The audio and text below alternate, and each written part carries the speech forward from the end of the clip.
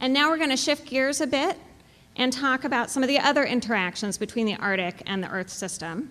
So it's my pleasure to introduce Dr. Oran Young. Oran is a professor of environmental policy at the Bren School of Environmental Science and Management at the University of California, Santa Barbara. He specializes in the analysis of environmental institutions with particular reference to international regimes. And he also serves as the co-director of the Program on Governance for Sustainable Development at the Bren School. So he's going to be talking about some interactions in that regime, and I welcome Dr. Oran Young.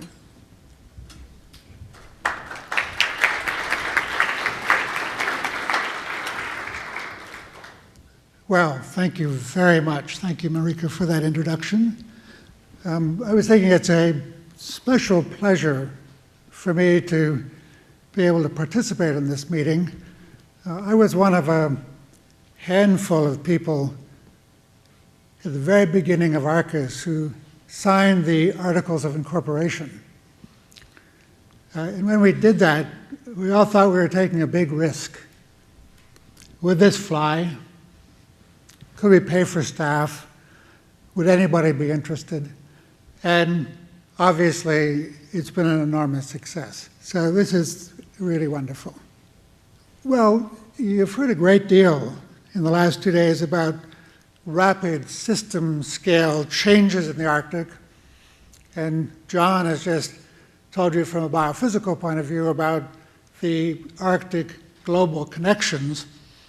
I want to add to this picture a few additional elements that focus really around social and economic and political dimensions, and then talk about the implications of these dramatic changes for governance and public policy. Let me just say as a preface to this that much of what I have to say in the next 15 or 20 minutes comes out of the work that I've been doing with a number of colleagues in what we call the Arctic Governance Project. This is an unofficial but high-level effort to think through the implications of rapid changes on many dimensions in the Arctic for issues of governance and policy. And I will be talking more about this project tomorrow in our governance session for anyone who may be interested in hearing more about it. Now, I have three messages to communicate in this talk today. The first message is that from the perspective of governance, the Arctic as a whole has experienced two socioecological state changes over the last 25 years. One that focused around a series of events in the late 1980s into the 1990s, and a second that is ongoing at the present time. The second message I have is that each of these state changes, the first one and the second one, have had really major but dramatically different implications from the perspective of governance and policymaking. And the third message is that I believe, and I will try to convince you, that we are now at an important turning point regarding the future of the Arctic, and what we do in the next few years may have consequences with which we will be living for the next generation or two. So I needn't dwell on this slide. Virtually everything you've heard in the last couple of days has to do with state changes, with sharp shifts and flips. But let me just say, by way of amplification, that I'm particularly concerned with state changes in coupled systems. More and more we think in terms of human, natural, coupled systems, and I want to talk to you about state changes that occur in these coupled systems. For example, some of these socio-ecological state changes are triggered really initially by political or economic forces, like the collapse of the Soviet Union, at the beginning of the 1990s, but then have major consequences for social, environmental, biophysical kinds of processes as well. Some of these state changes, others of these state changes, are triggered really more by biophysical forces, like the collapse of the cod stocks in the Northwest Atlantic in the late 1980s, early 1990s, but have very large consequences for social, economic, and political systems. Now, the first of these state changes that I want to talk a little bit about, I'll talk briefly about this one and then dwell a little bit more on the situation that's emerging in the present, is the state change of the late 1980s and early 1990s. This is a state change of a socioecological nature that was driven really by the end of the Cold War, which had separated the two halves of the Arctic over a period of several decades, the collapse of the Soviet Union and the consequent reconnection of the North American Arctic with the Russian Arctic. And I think in a sense a kind of iconic moment giving rise to this state change was a very well-known and prominent speech that Mikhail Gorbachev gave in October 1987, his famous Arctic Zone of Peace speech. Now, the critical consequences of this state change, I believe, are the following sorts of things. The unleashing of a spirit of pan-Arctic cooperation. It's as though that spirit had been waiting to kind of break out from the straitjacket which had been imposed by the Cold War.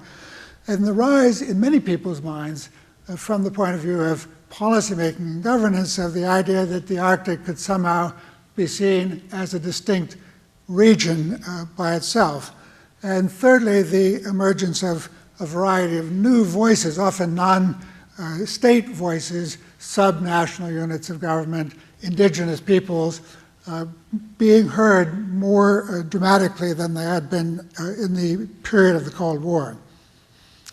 This state change, this socioecological state change of the late 1980s, early 1990s, I believe, was essentially a de-linking or a decoupling state change. It allowed for the emergence of a distinct, separate Arctic policy agenda, and led then to the emergence or the establishment of numerous Arctic-specific cooperative arrangements. That's the alphabet soup that I've listed here, but you probably know them all anyway. The International Arctic Science Committee, the Arctic Environmental Protection Strategy, the Arctic Council, the Northern Forum, the Barents Euro-Arctic Region, the Indigenous Peoples Secretariat, and so forth and so on, a kind of a efflorescence of organizational responses with governance implications to this emergence of the Arctic in the late 80s, early 90s as a distinct region in policy and governance terms. Nevertheless, I think it's important to notice that most of the action, most of the initiatives that came about as a result of this state change were limited in a sense to activities that you could think of as capacity building and the growth of knowledge rather than what you might think of as regulatory measures or rules with an emphasis on questions of compliance. This meant that there was a particularly powerful or particularly effective role for science in this process. Science, particularly in the form of framing the issues and raising the profile of a variety of issues that became topics on the agenda of organizations like the Arctic Council, for example. So in a sense, this combination of circumstances, delinking, a focus on capacity building and knowledge, less sensitivity perhaps to kind of global concerns, was very favorable, conducive in a sense to science playing a particularly prominent role. But then what about the current state change? What about where we are today? The major drivers of the current state change, I would argue, is the interaction between climate change and other large-scale biophysical forces, the sort that John was just reviewing for you in a very clear and explicit way, and globalization. And one of the ironic features of what's happening today is that the very biophysical changes that we see occurring are opening the Arctic to outside interests and influences. Now, it's easy to exaggerate those things. We've heard presentations with respect to commercial shipping, for example, that says, well, maybe this isn't going to happen tomorrow morning. But on the other hand, there is a kind of a gold rush mentality. There is a sense suddenly that the Arctic, which used to be a kind of a sideshow, if you said you worked on the Arctic, people would say, oh, that's nice, and move the conversation on. Now it's somehow becoming a focus of attention in many different circles far outside of the Arctic itself. I think a kind of iconic moment for this development, the current series of developments, is the release in 2004 of the Arctic Climate Impact Assessment, not only for the content of what ASEA had to tell us, but for its getting on the radar screens of the world. When you have things like Bob Carell going on 60 Minutes, and suddenly attention began to flow in this direction. Well, what are some of the key consequences of what's unfolding at the present time? Well, there's a rise of new economic interests having to do, we've seen the figures from USGS about the percentage of discoverable reserves of oil, and particularly natural gas, that may lie in the Arctic. We've seen through the AMSA study that was released a year or so ago the projections of possible commercial shipping. We've seen potential interests in fishing, a rapid rise of interest in tourism, and all of this, which, as I say, may take some time to come to pass, is nonetheless leading to a dramatic growth in the prominence of the Arctic in the minds of a variety of outside actors and forces, and is also leading to a renewed or a revival of concern in a number of contentious issues which had been kind of dormant beforehand. For example, matters of jurisdiction. Suddenly we are reminded that there are legal and political disagreements between the United States, the European Union, and so on, and Canada with respect to the status of the Northwest Passage, similar issues with respect to the Northern Sea Route or the Northeast Passage running along the coast of Russia. And so suddenly people are saying, oh, we need to be concerned about these contentious issues. Well, what are the implications for governance of this kind of change that we're seeing now?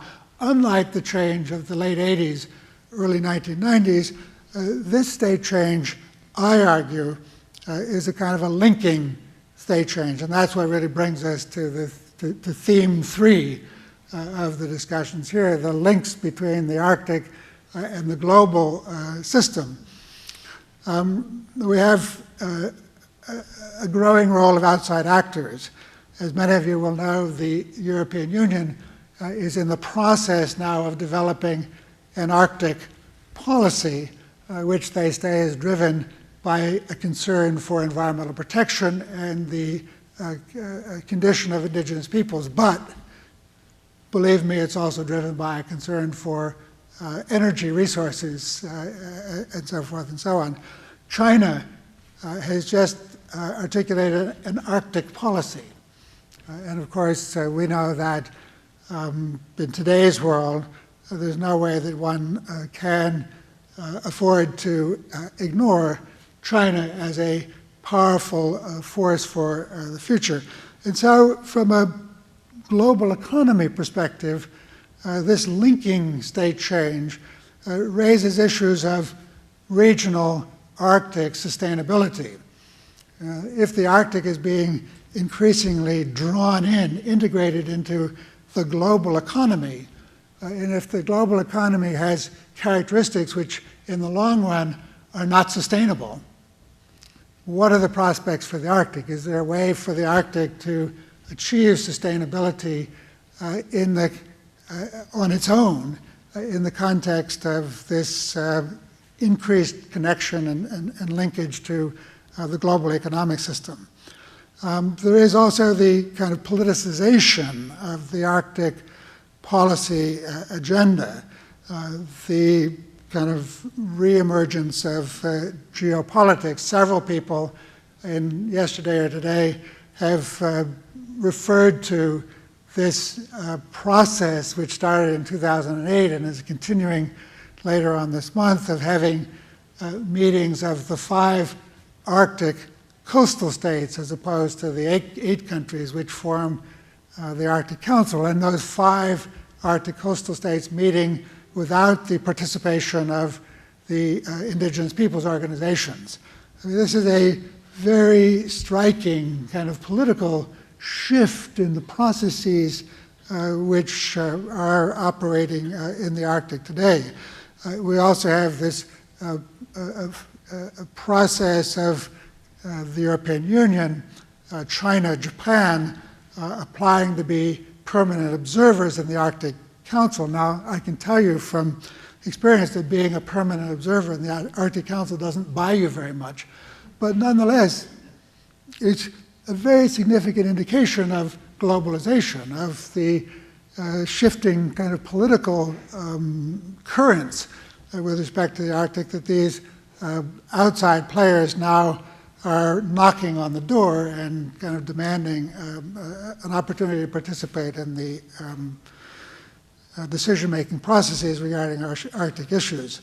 And so a couple of things that arise as a consequence of this is a tendency to begin to question the institutional innovations of the 1990s and say, well, the Arctic Council and other arrangements of this kind were okay during this decoupling period, but will they really be able to address the issues effectively under the conditions that are emerging today?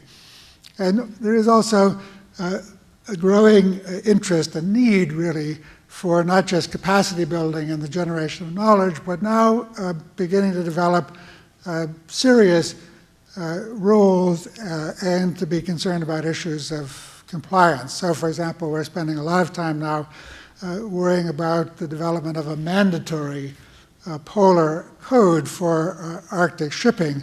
This, too, raises questions about the capacity of the Arctic Council, which by its nature is not a policy-making body, but what we call a policy-shaping body. So that really was my second message, that these 2 socio-ecological state changes have had very real consequences for governance and for policy. Now, the third point that I wanted to make, to come back to the beginning, is that the Arctic is reaching now a really critical turning point.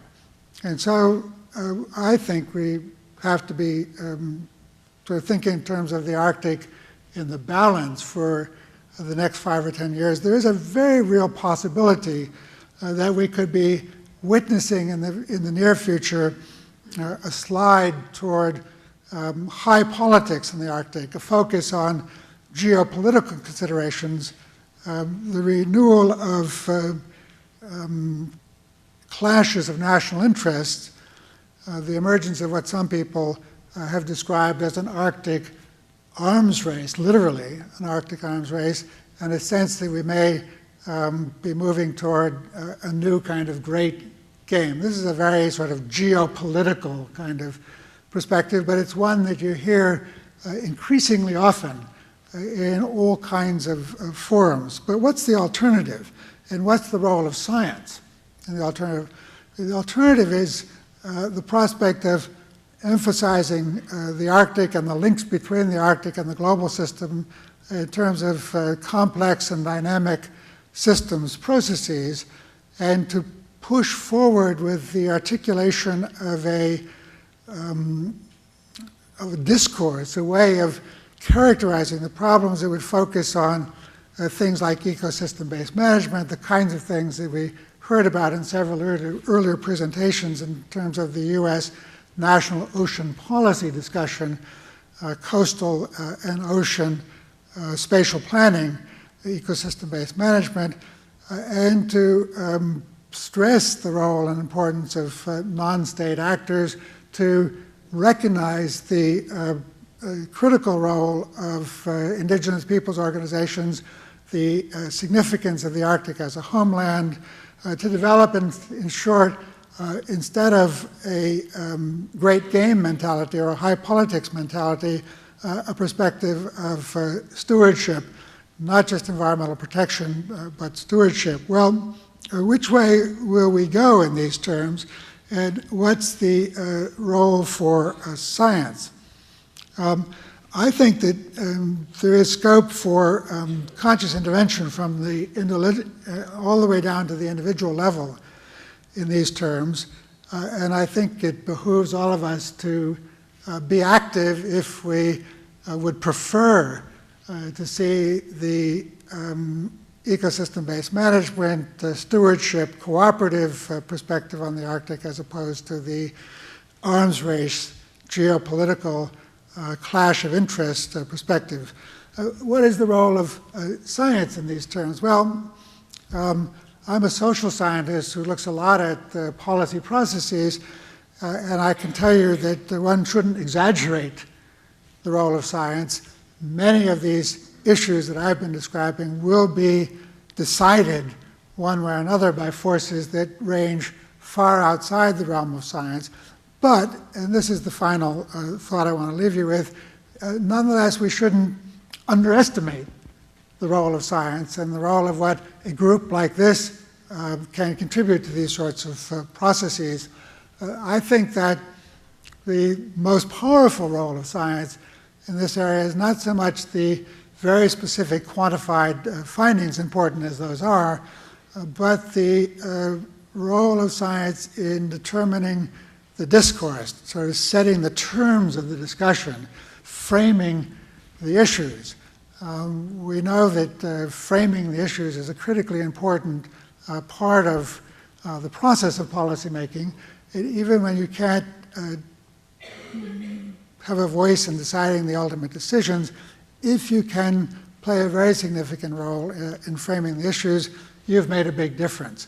And so I want to close these remarks about socioecological state changes in the Arctic and their implications for governance with a strong recommendation that the science community can, and I believe should, make a conscious effort to be a player in the processes of what's going to happen in the Arctic in the next 5 or 10 years, and to do so in a way that reflects the kinds of knowledge the scientists have to bring to the table involving complex and dynamic systems, state changes, ecosystem-based management, and so forth and so on. So thank you for listening, and I will be around today and tomorrow as well if anybody has any questions.